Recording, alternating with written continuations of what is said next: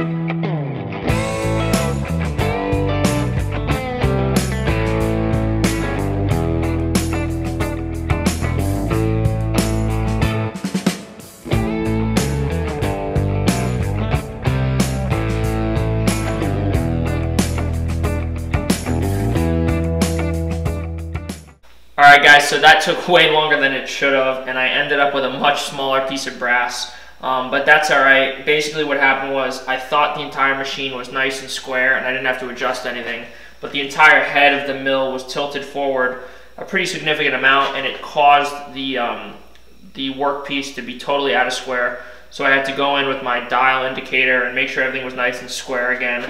I referenced it off the table and then I referenced it off of the vise and I got everything almost perfect and as good as I could get it. And now I just finished milling this for the second time and it's much better. So now what I'm going to do is I might have to trim this with a saw, or I might just use, I just bought a roughing end mill and I'm going to make these sides nice and square and clean those up and shorten this piece down a little bit. I'm not sure if I'm going to cut it first or just use the end mill. And then after that, I'm going to go in, I have some ball end mills, and I'm basically going to make this look like a little rounding hammer, and I have some ball end mills that I'm going to come in and put the trough lines in. So we'll see how that goes, and then the last thing I need to do is mill the hammer eye, which is going to probably be the most challenging part. I'm not sure how I'm going to do that yet. I've done it once before with the Duresta hammer that I made. It didn't come out that great, so I'm going to try and do it a lot better this time, but we'll see how it goes.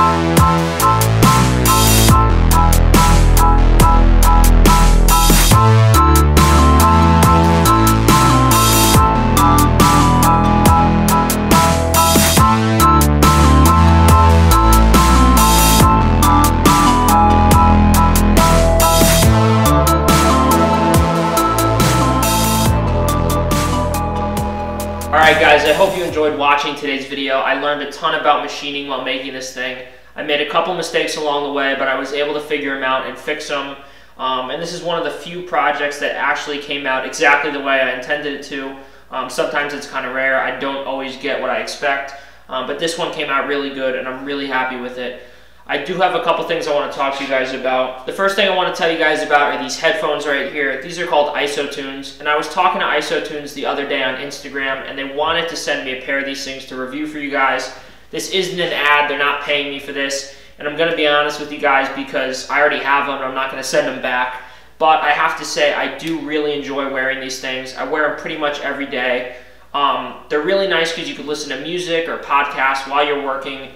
And most of the time when I'm in the garage, I'm using loud machinery like the press or the mill, and it's good to wear hearing protection so you don't damage your ears over time.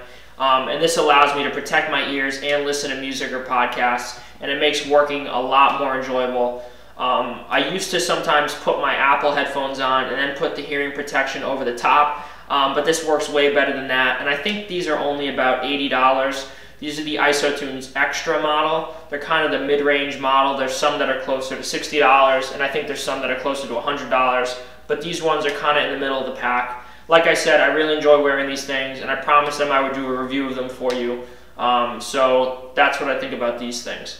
A couple more things before I go. I just want to remind you guys to give this video a thumbs up, comment down below, and don't forget to subscribe. Also, I would really appreciate it if you guys would check out my Patreon and my website. I make all sorts of different tools on my website, axes, hammers, and many other different tools for blacksmithing. So if you need anything like that, make sure to check out my website. It's paulpintoblacksmithing.com, and I'm going to link it down below in the description. Thank you guys for watching, and I'll see you in the next one.